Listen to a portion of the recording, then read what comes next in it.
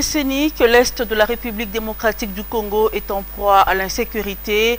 Plus de 8 millions de morts, des millions de déplacés internes, des millions de réfugiés. Bref, le tableau est sombre. Face à ces drames, beaucoup tirent des ficelles au détriment des populations locales. Alors, pourquoi cette persistance de l'insécurité dans l'Est de la République démocratique du Congo? Qui sont les tireurs des ficelles? Quelle partition devrait jouer chacun pour pacifier l'Est de la République démocratique du Congo? C'est autour de tout ça que nous allons nous entretenir ce soir avec Magloire Paluku, qui est journaliste. Avec lui, on va devoir échanger sur toutes ces questions-là. Magloire Paluku, bonsoir. Bonsoir, madame. Et bienvenue sur ce plateau. Très heureux. Alors, très heureux d'être en face. Comment on peut vous appeler déjà? De la mastodonte de la presse? Non, tout ça. Alors, en moins de 2 semaines, après l'embuscade qui a coûté la vie à l'ambassadeur italien, un auditeur des FARDC a trouvé la mort sur l'axe routier Rutshuru-Goma, le même axe routier. Comment peut-on qualifier ça? Est-ce un défi où rien ne peut arrêter les auteurs de ces crimes? Merci, madame. D'abord, je refuse de faire une émission parce qu'il y a un ambassadeur qui a été tué. Ce n'est pas l'objet de l'émission d'ailleurs. Oui. J'ai perdu des frères et des sœurs. Des gens sont tombés quand j'étais en reportage. Je filmais des morts. Mamadou est tombé. Baouma est mort. L'actuel chef des opérations Sokola. On l'a tiré une balle dans le pied. J'étais derrière lui. Donc, je voudrais vraiment mettre en circonstance cet échange, cet entretien d'une grande valeur avec cette circonstance à laquelle vous m'invitez. Cet entretien qui est à la fois pour moi une occasion de dire certaines choses pour que ça finisse enfin. Ouais. Voilà.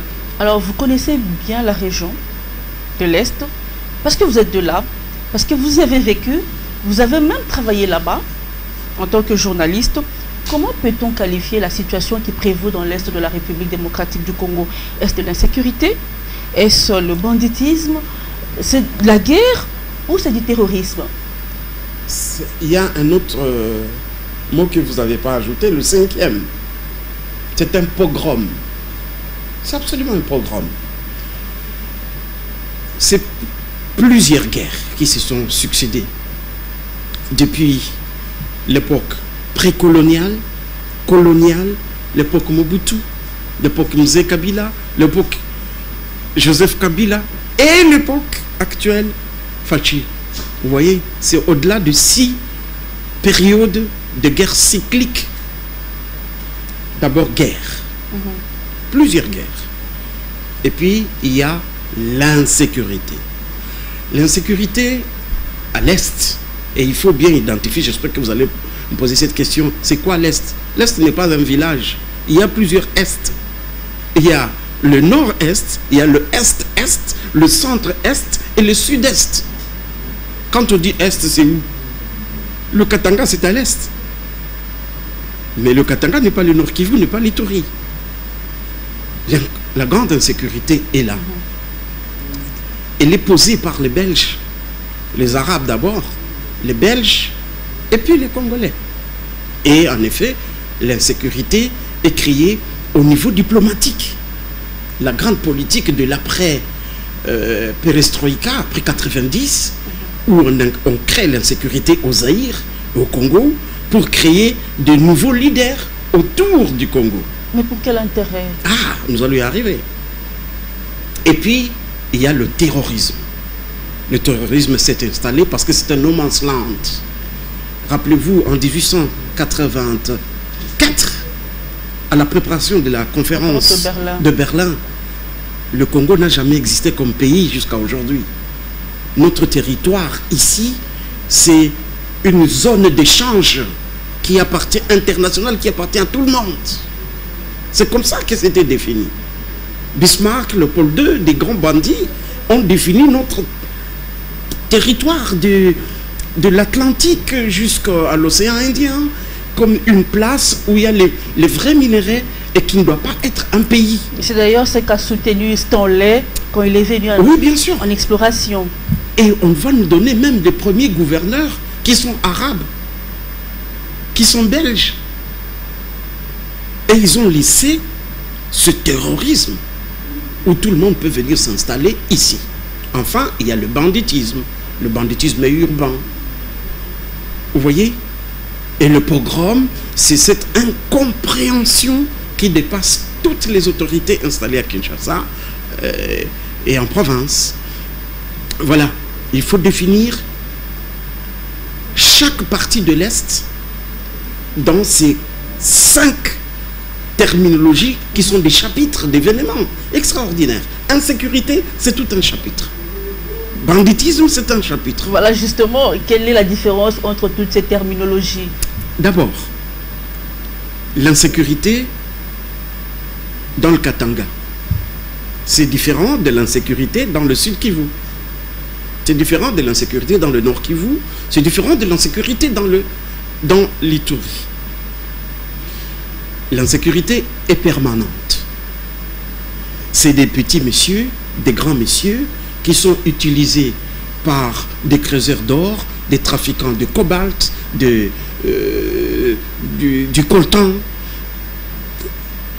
du nobium, de la terre rare de Rutshuru, de l'or au sud Kivu, dans le Maniema.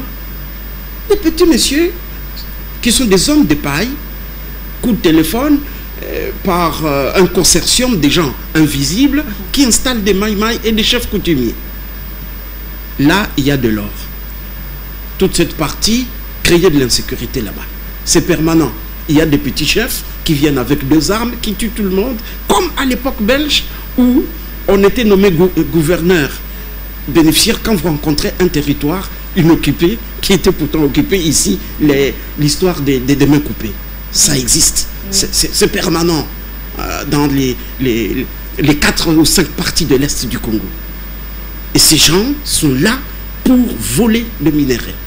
Et le minerai qui traverse nos frontières, parce que nous avons des mauvais voisins. L'Ouest et le Nord, le Sud de la RDC ont des voisins acceptables. Mais l'Est a des mauvais voisins depuis 90.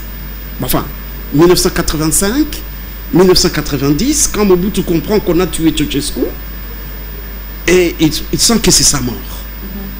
1994, heureusement le président Kengo est aujourd'hui vivant, il devrait expliquer quand est-ce qu'ils ont signé en secret avec Boutros Ghali l'entrée au Nord Kivu et au Sud Kivu des Rwandais après les génocides.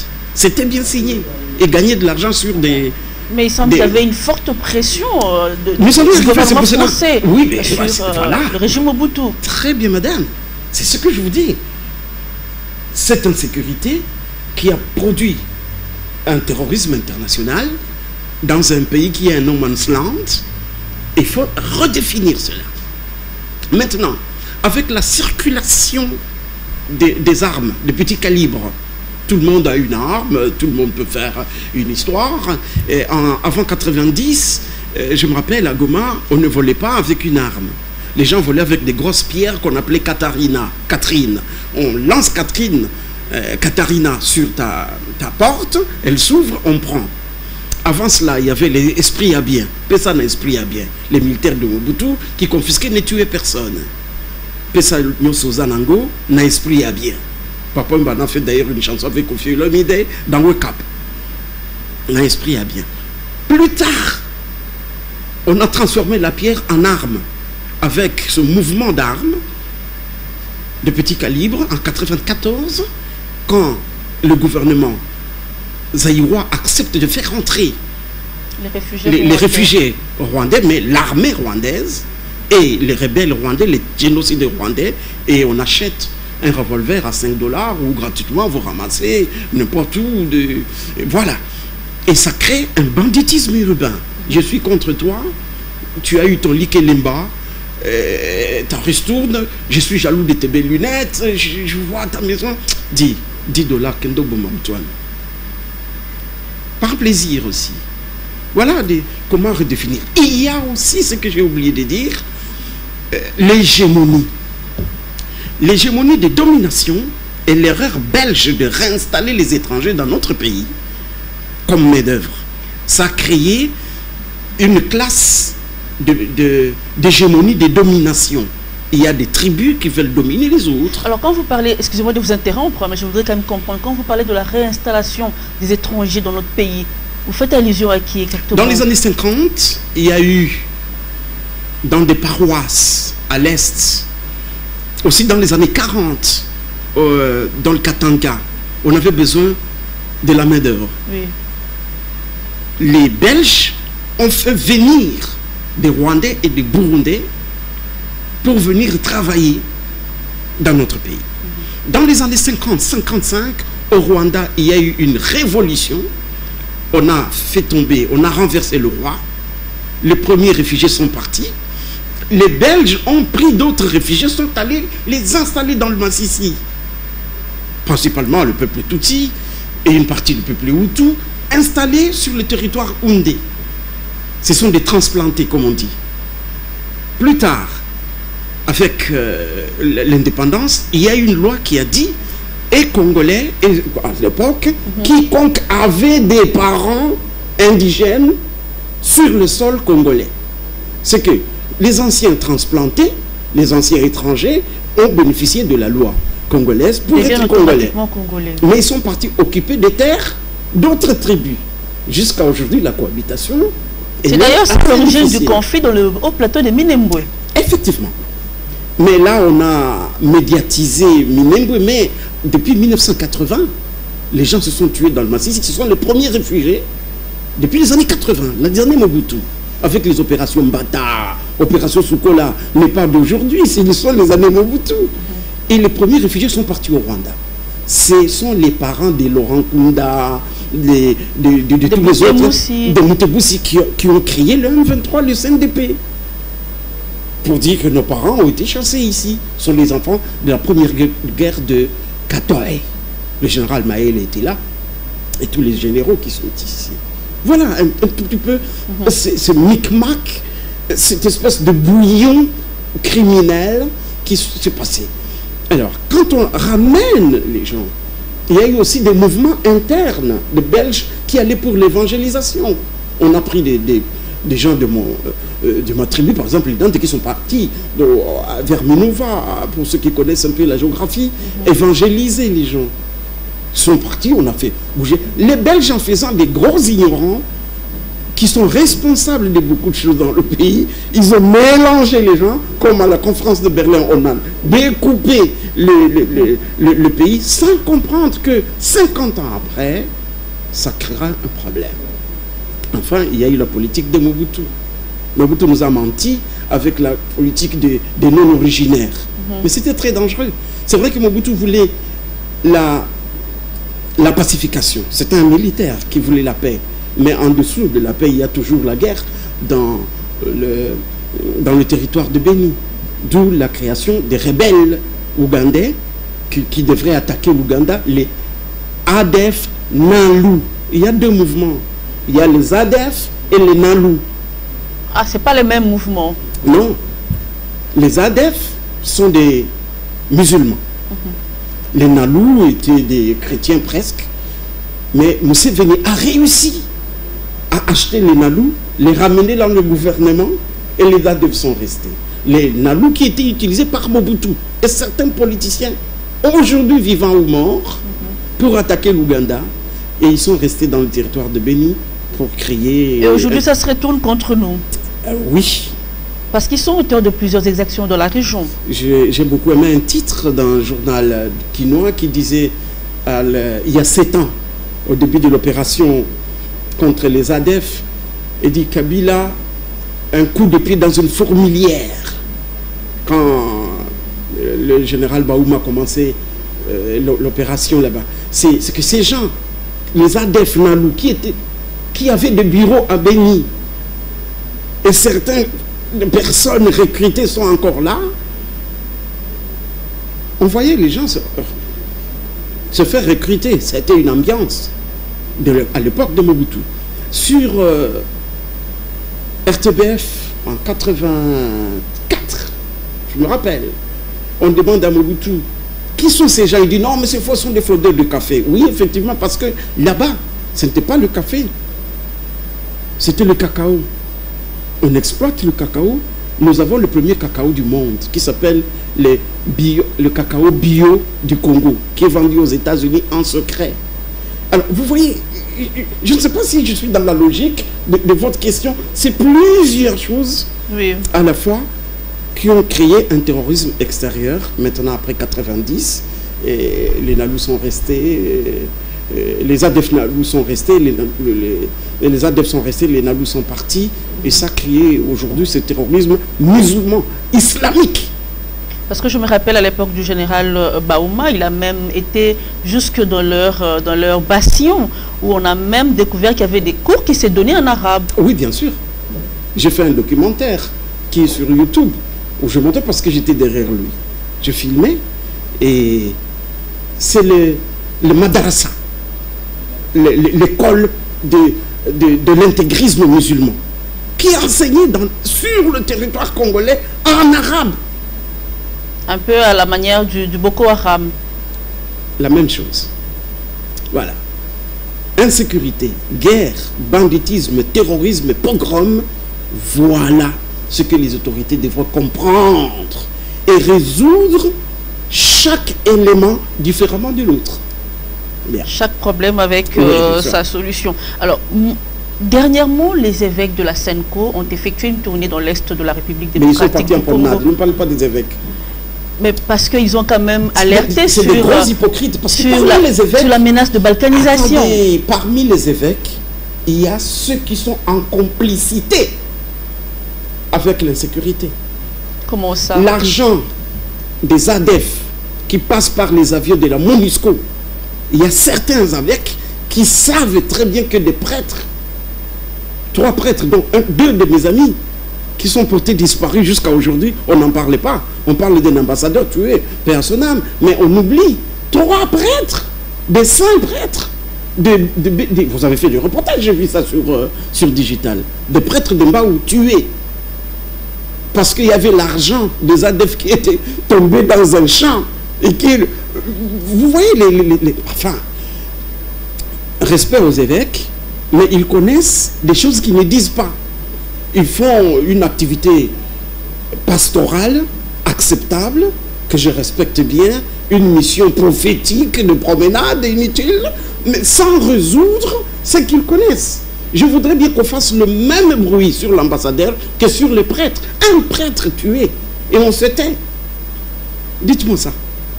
Voilà, justement, on ne va pas parler de l'ambassadeur italien, mais on va quand même parler de cette indifférence aussi de la communauté internationale. Je l'ai dit au début de cette émission, près de 25 ans depuis que cette population est victime de plusieurs exactions. On n'en parle presque pas. Il a suffi qu'un ambassadeur meure pour que finalement la communauté internationale ouvre les yeux et constate ou découvre que chaque jour des milliers de Congolais vivent un calvaire. La communauté internationale, c'est quoi, madame? C'est qui? Il est où? Dites-moi quelle est l'adresse de la communauté internationale. Tu sais, moi, quand je grandissais, ma mère, pour me punir, me disait, attention, il y a un Kinyaou, c'est Mondelengulu. Tu vois ce qu'on disait ici, hein? Quand l'enfant dit, Mondelengulu, mais on n'a jamais vu le Mondelengulu. On n'a jamais vu un Kinyaou, pour ceux qui me voient à l'Est, pour ceux qui nous comprennent. La communauté internationale, c'est ce brouillard-là, ce monstre, puisque nous aussi, nous sommes dans la communauté internationale. Il y a les intérêts. En 1960, l'ONUC est créé ici. L'ONUC contre l'insécurité, contre la guerre, contre la politique, pour résoudre une certaine difficulté de l'après-indépendance. L'ONUC n'a jamais rien fait.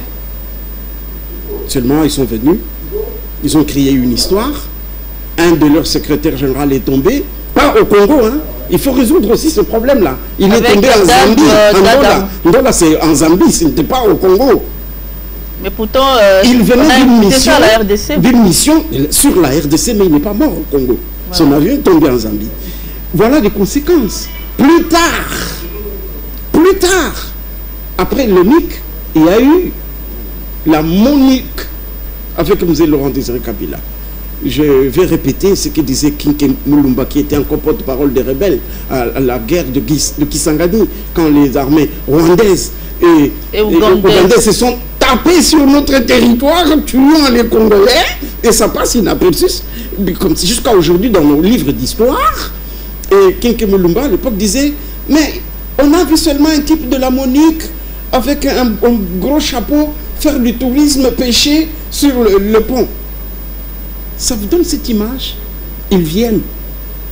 C'est vrai, certains travaillent, mais d'autres, c'est pour s'enrichir. Nous, quand on a vécu l'époque de CNDP, c'était nos comptes, nos jobs. La MONUSCO travaille au niveau médiatique, très bien. En tout cas, ils ont organisé leurs médias très bien. Enfin, la MONUC, qui est devenue MONUSCO. Mais au niveau pratique, ils ont beaucoup de lacunes. Beaucoup de lacunes que ce n'est pas eux qui peuvent ramener la paix. Non.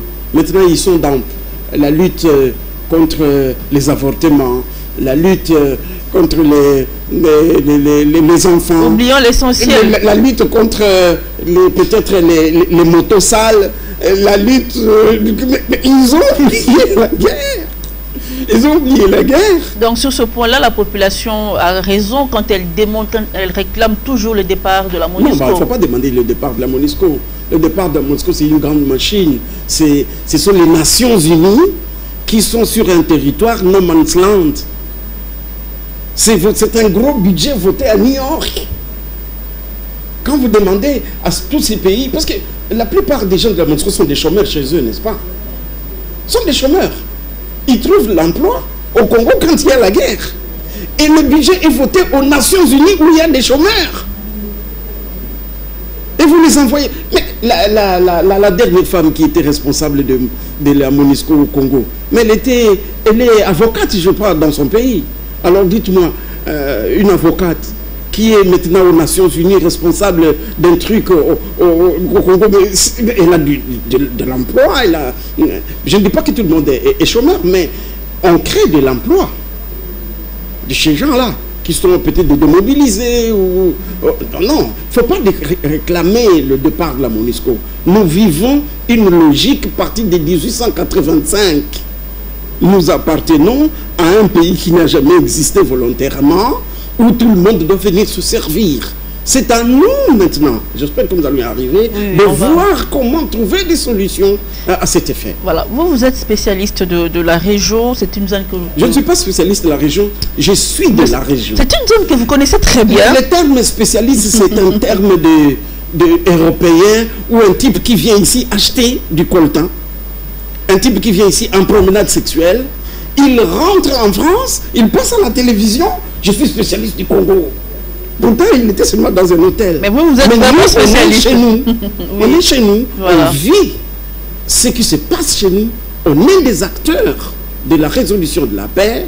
On est des journalistes d'investigation ou des journalistes reporters de ce que nos parents vivent, des blessures que nous avons dans nos cœurs, dans nos âmes, dans nos esprits et dans nos corps.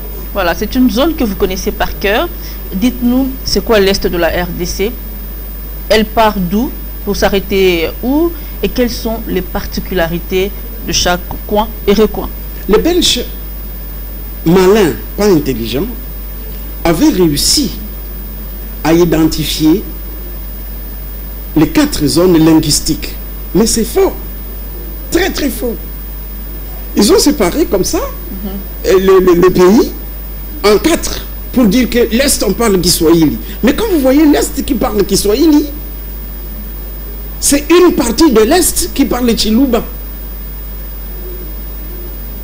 Vous voyez l'Ouest, le Nord-Ouest qui parle Lingala, c'est une partie de l'Ouest qui parle Kikongo. Et le centre alors parle quoi? Bref, l'Ituri. De l'Ituri, comme c'était bien subdivisé par sous Mobutu, bravo à l'administration, au gouvernement Mobutu à l'époque. La province orientale, c'est une partie Swahili, Lingala. Oui. Alors, la partie de l'Ituri aujourd'hui, Topo, Kisangani, si vous descendez, jusque au nord, à Beni, au nord de Beni, c'est une partie de l'Est qui a ses réalités. C'est le nord-est. Vous avez Beni jusque Goma, jusqu'à la limite naturelle avec le lac Kivu.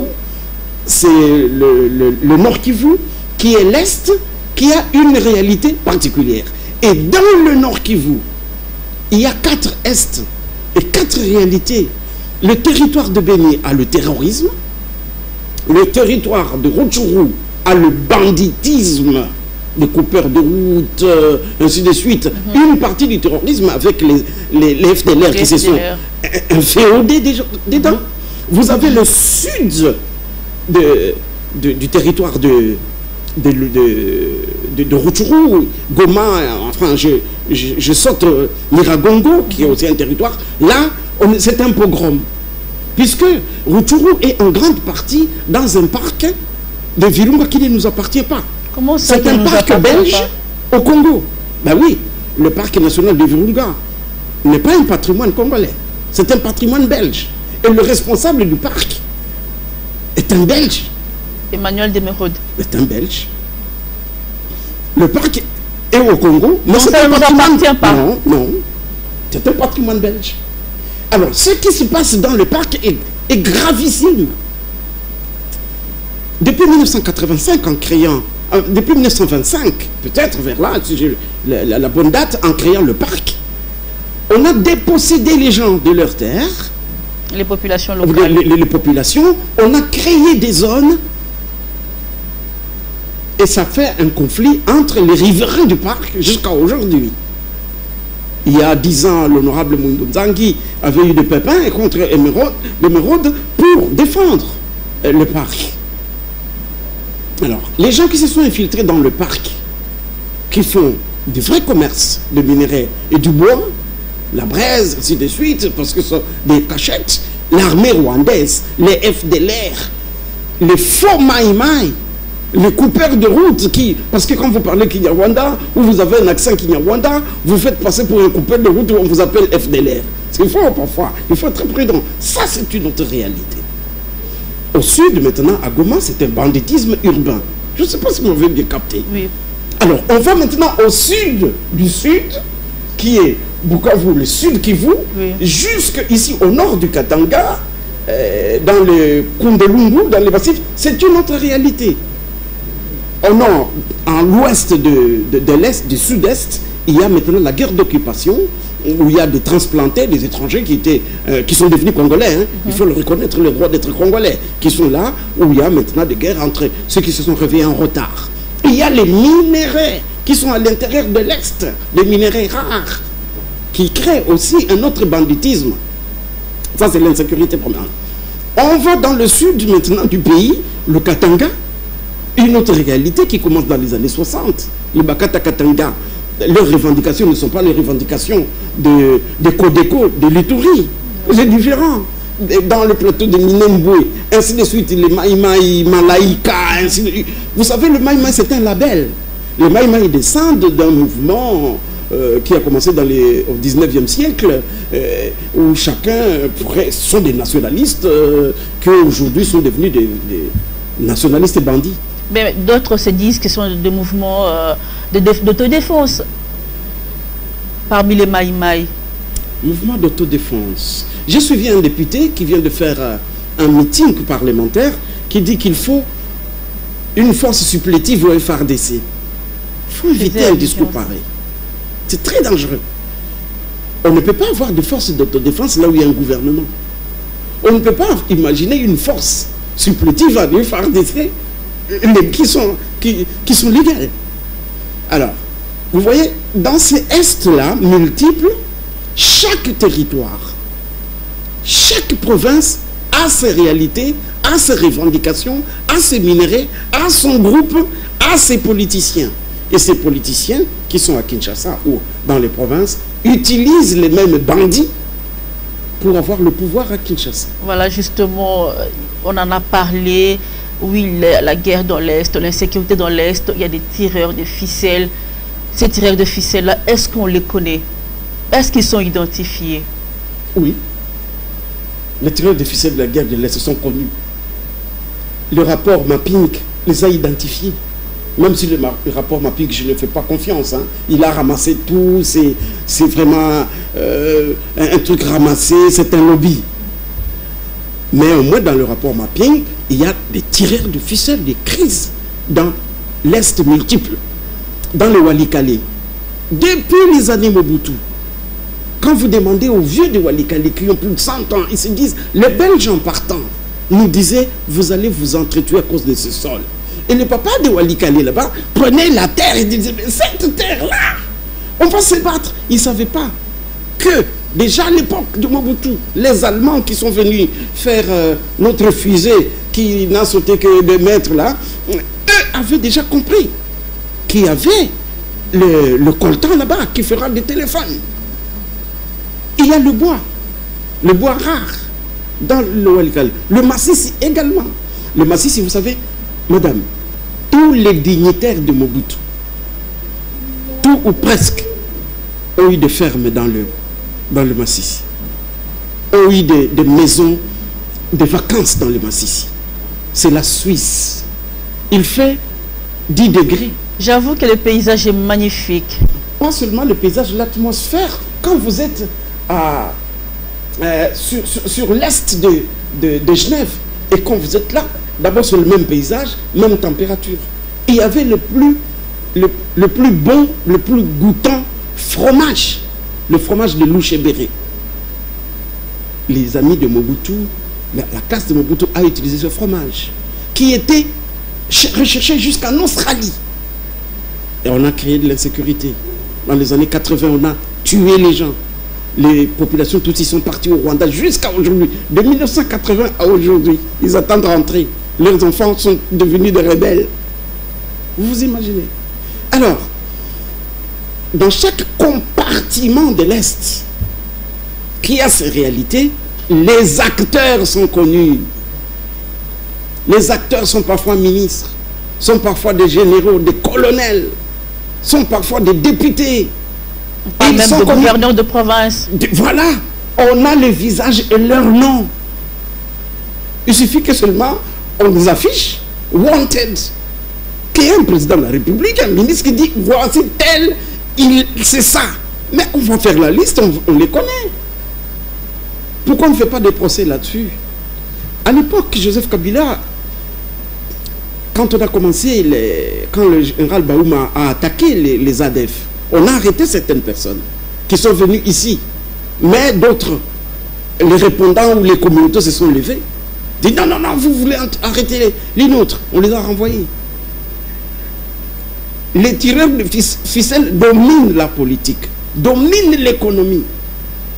Mais je ne donne pas la parole à Kitenge Yezu ou à Zakari Baba parce que je ne leur donne pas raison qu'ils se disent qu'à chaque guerre il y a des tireurs de ficelles. Non, je ne dis pas ça. Hein.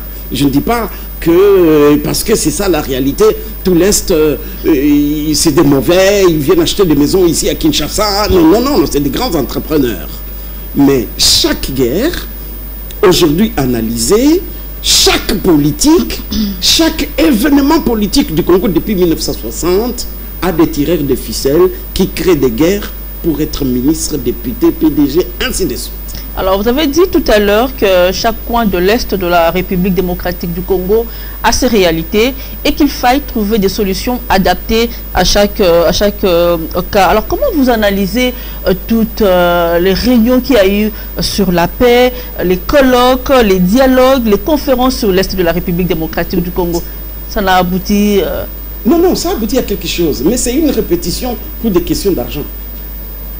L'abbé Malouma Lopé à son âme, il a fait la dernière conférence, valide et valable, sur le conflit entre le Nord et l'Est.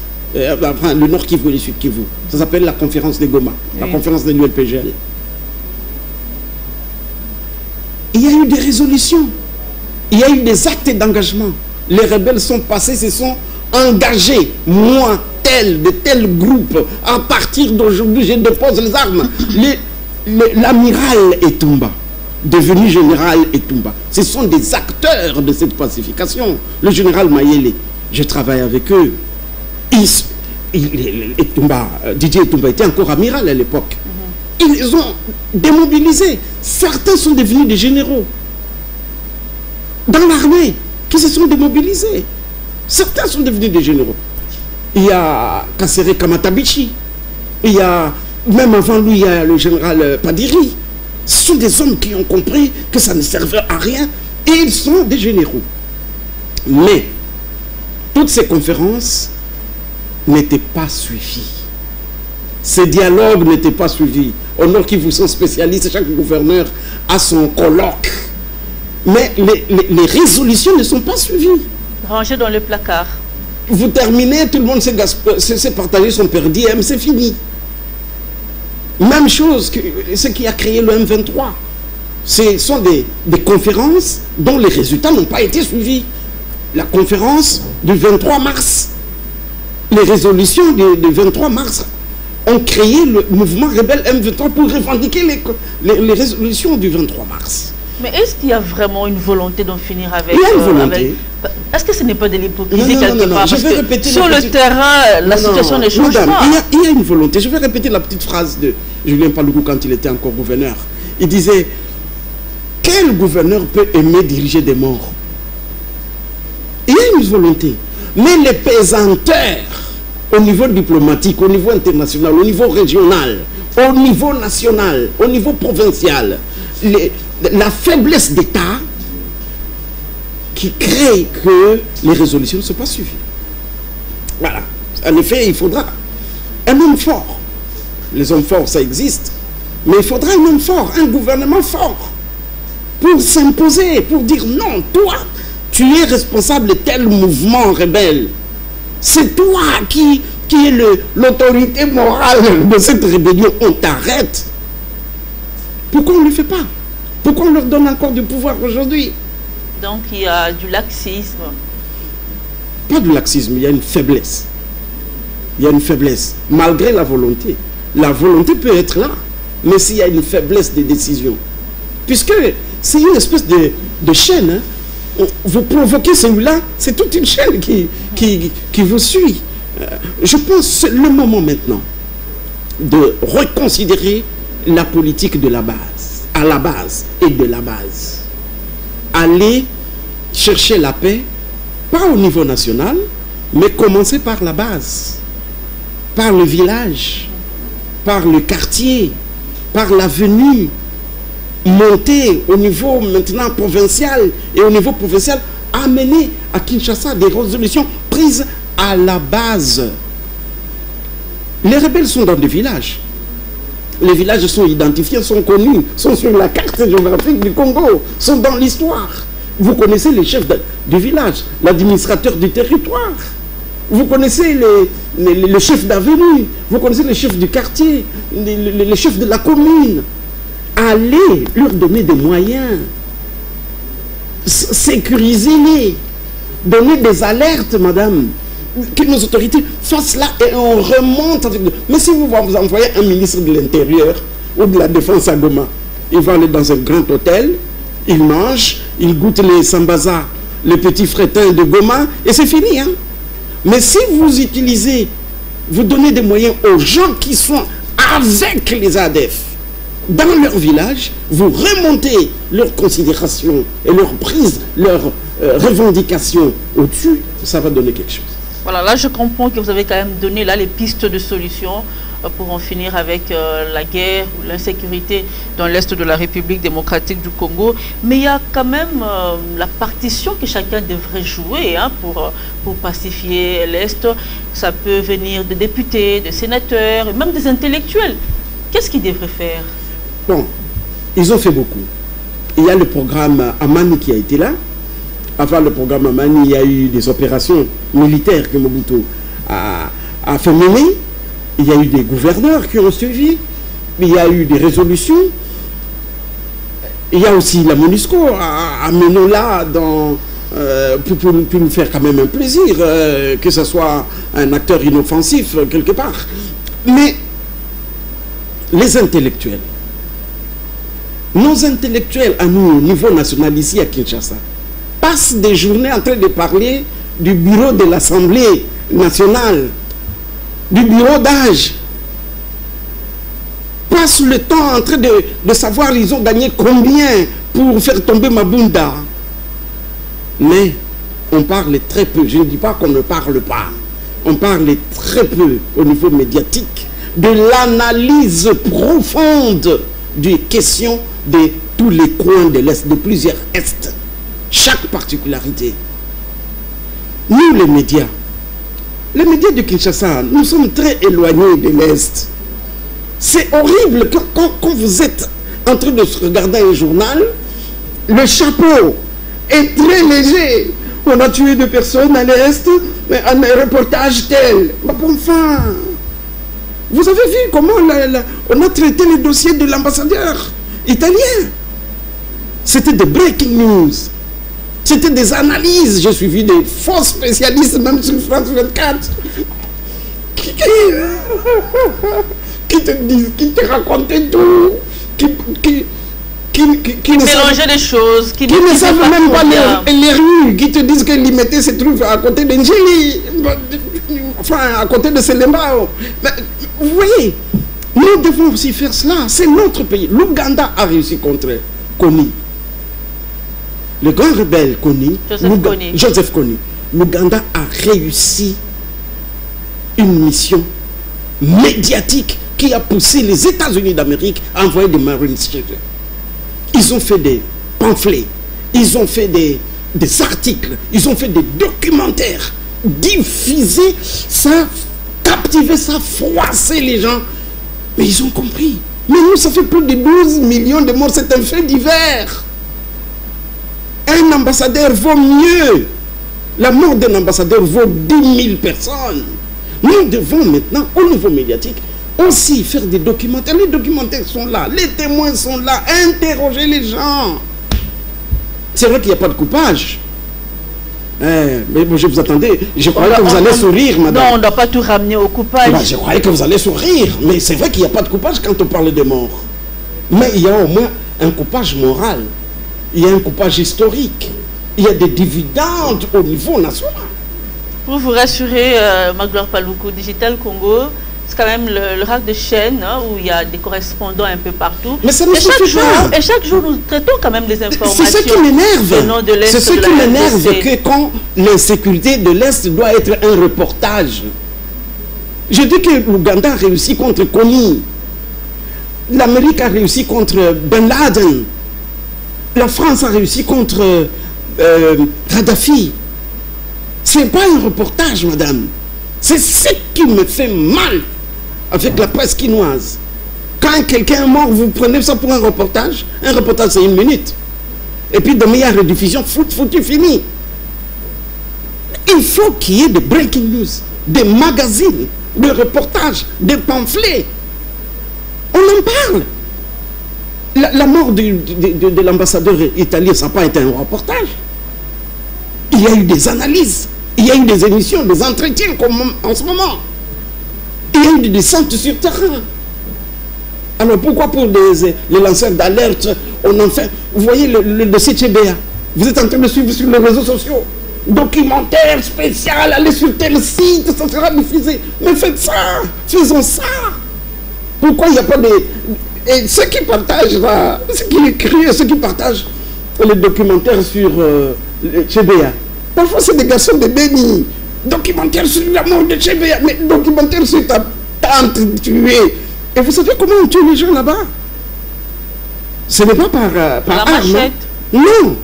Ce sont des haches, on découpe, avec cérémonie. Il y a le sang sur le corps. Les gens crient en mourant. Nous devons en faire un événement, voilà le mot. Un événement. Dans nos cours à l'IFASIC ou ici, dans nos rédactions, nous devons créer des événements contre l'insécurité. Et alors, pourquoi on ne fait pas des événements? On doit attendre que les journalistes étrangers en face, et ils ne vont pas là-bas. Hein. Les journalistes étrangers, j'ai des confrères, quand ils vont là-bas, ils sont gardés dans les jeeps de la MONUSCO pour aller faire un reportage sur la mort à Béni. Ils sont dans les jeeps de la MONUSCO, tu vas interviewer qui? Ils s'arrêtent dans un bureau, oui, le secrétaire général, le directeur de l'ATI. Et c'est ça? Ah non, non, non, non, non. Voilà, les temps qui nous étaient impartis filent. Hein. On comprend que tout le monde a sa partition à jouer. C'est quelque chose qui concerne tout le monde. Il n'y en a pas qui doivent... On ne doit pas être... Nous devons créer un événement, madame. Créons un événement sur l'insécurité de l'Est. Analysons partie par partie. Tel Est, tel Est. Quand on dit Est, c'est quoi ça? C'est comme quand les Européens disent, tu es africain. Ils croient que tu viens du Gabon. Quand tu vois un noir, moi quand je suis en Hollande, on voit un Sénégalais passer, tu connais celui-là, mais tu viens du Sénégal, toi. C'est la même chose quand on parle de l'Est. Voilà. Créons des événements. C'était d'ailleurs une des raisons pour lesquelles j'ai voulu que vous soyez là aujourd'hui, qu'on puisse s'entretenir sur ces sujets d'intérêt capital. J'aurais voulu que ce soit même en Lingala. Même en Lingala. Ben alors, c'est un rendez-vous pris. Alors, est-ce que vous espérez vous-même qu'un jour, l'Est de la RDC sera pacifié? Oui. Vous y croyez? Oui, beaucoup. Je vais rappeler la fameuse phrase de Bob Marley. Je crois. The only solution, total destruction. Je ne vais pas traduire ce que j'ai dit. Mais là, vous nous mettez en difficulté pour nous qui ne comprenons pas l'anglais. Oui. Qu'on se débrouille. The only solution, total destruction de la classe politique. Ok. Là, ça passe. Et ce sera votre mot de la fin, Magloire Paluku. Merci d'avoir répondu à notre invitation. Merci également à vous qui nous avez suivis. Je vous fixe rendez-vous très prochainement pour un nouveau numéro du magazine Entretien. En attendant, très bonne suite des programmes sur Digital Congo Télévision et FM.